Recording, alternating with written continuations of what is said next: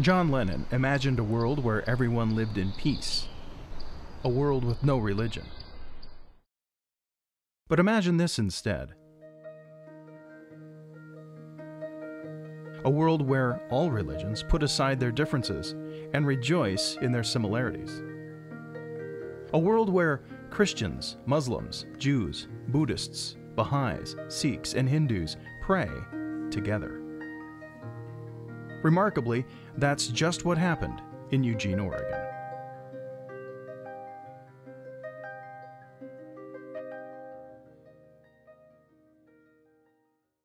A terrible, terrible tragedy has befallen all those who believe in democracy. We looked out at it, all of a sudden, boom. Following 9/11, the president called for a day of prayer on September 14th. Dan Bryant, the minister for Eugene's First Christian Church, helped organize the service. We received a call the morning of the service from someone in the Sikh community asking if they could be in the service, and I mistook the question and thought they were asking if they could participate in the program, and I very politely said, well, the program's pretty full, and they said, no, we're not asking if we can be on the program. We just want to know if it's okay if we attend. And it was a surprising question because, of course, everyone was welcome. This was something for the whole community. From this small beginning came a bold idea to hold interfaith gatherings. Suri Kar Khalsa Harris had in fact some years earlier received a divine vision about interfaith gatherings, and after the successful service on September 14, she was committed to see that vision through. One of the Sikh ministers knew of this organization, TRIM, Two Rivers Interfaith Ministries, and suggested that someone attend the next meeting. So we brought up this request and suggestion that we, as a community, come together in an interfaith service. A TRIM board member, Vita Ellens, took on the difficult challenge of organizing the first interfaith services. I suggested that maybe I could coordinate this whole program at the very beginning and invite certain people from different faith traditions to help me to do this. And I said, let's come together and let's brainstorm. It takes only like one person who would connect with 1, 2, 3, 4, 5 other people and invite them all together and then create something. It was simple as that. They decided to start holding interfaith prayer service on the 11th of every month, and Dan Bryant offered to host the gatherings in his church. Now, Reverend Dan Bryant said, well, we'll see if it'll work for 3 months. And then 6 months, he goes, well, we'll give it another 3 months. After a year, he just threw up his hands and says, oh, well. 7 years later, it's still going. And every month, people from all faith traditions come together to pray and learn from one another. It sort of increases my own faith, because there's all these different ways that people relate to God, and we can get together. Because most of the time, people take their differences and they sort of put them in front of each other. So regardless if it's religion or it's sports or it's relationships or countries, so this is one way that we kind of get past the differences. I really enjoyed today, and I would like to come and share, because we get to do like different kind of religious prayers, and I really love it, and I would like to come and again and again.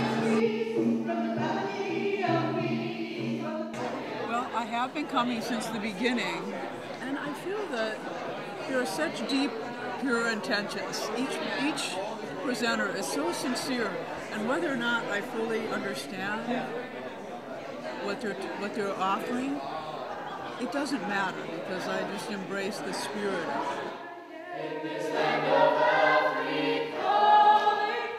For me, coming here is a place where I get centered and I get energized, and I just sometimes when I'm up here presenting and I look at people, when you see the Sikh and Muslim and Hindu and Jewish, and it's just heartwarming.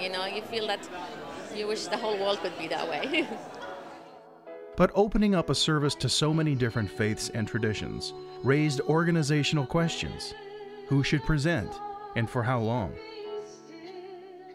We have a written guideline that we give to presenters from the Interfaith Prayer Service Board. So it does outline how many minutes each presenter gets, that we do not proselytize. In fact, we actually ask people not to introduce themselves. We strive to have this hour be completely prayer, that people's thought can be uplifted to the divine and stay there for an hour.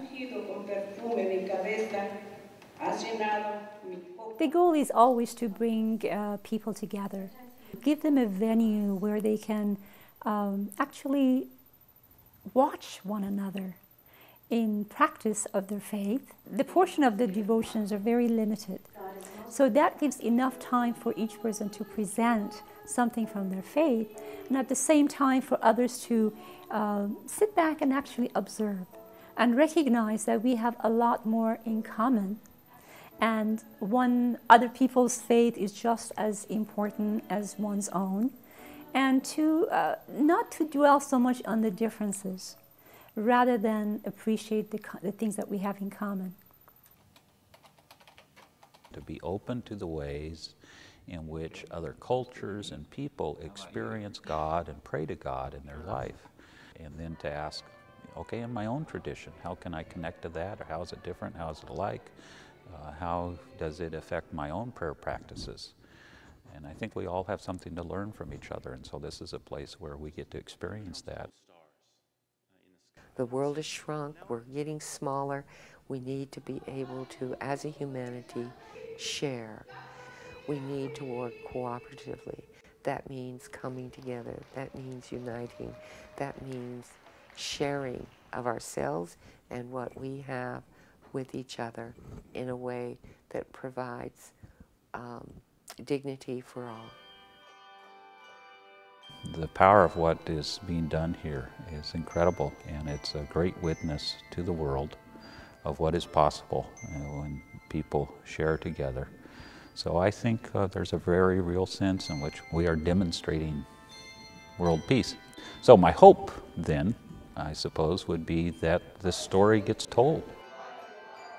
I see it as a movement, and I see it as a cause that uniting people of so many different faiths together to appreciate the diversity, to appreciate the differences of theology, but also to see the universal truth that underlies all the religions.